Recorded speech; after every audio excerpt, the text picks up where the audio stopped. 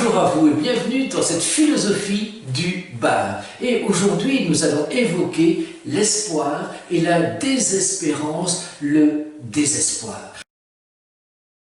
Comme le dit fort bien Spinoza, il n'y a pas d'espoir sans crainte et pas de crainte sans espoir. Qui peut espérer la santé sans craindre la maladie? Qui peut espérer la victoire sans craindre la défaite? En d'autres termes, si la sérénité, c'est l'absence de crainte, la sérénité, c'est aussi l'absence d'espoir. Il nous faut apprendre à ne plus espérer, il nous faut désapprendre à espérer. C'est aussi la morale stoïcienne d'ailleurs, avant d'être la morale de Spinoza.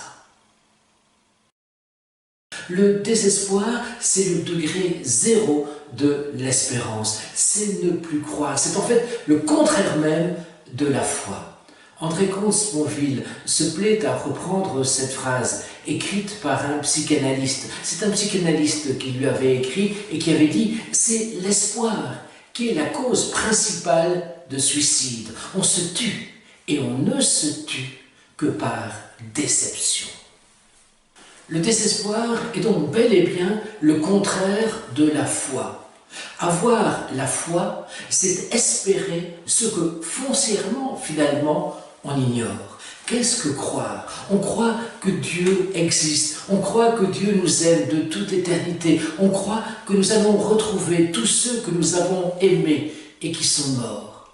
Et André Comte-Sponville d'ajouter « comme j'aimerais que ça soit vrai ».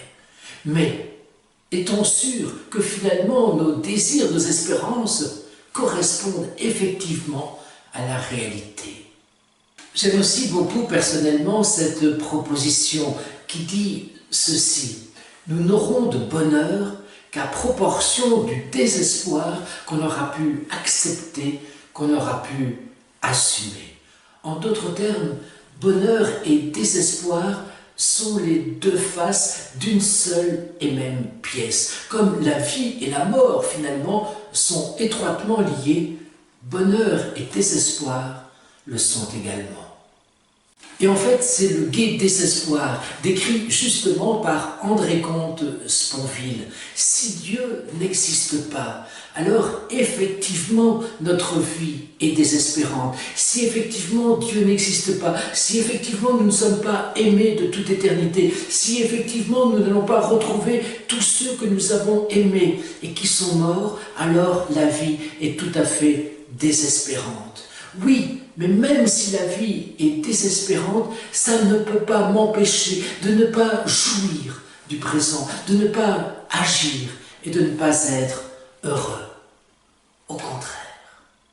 On rejoint alors la philosophie de l'Orient qui dit « vivre heureux, c'est vivre sans espoir ». Ou encore « seul le désespéré est heureux ».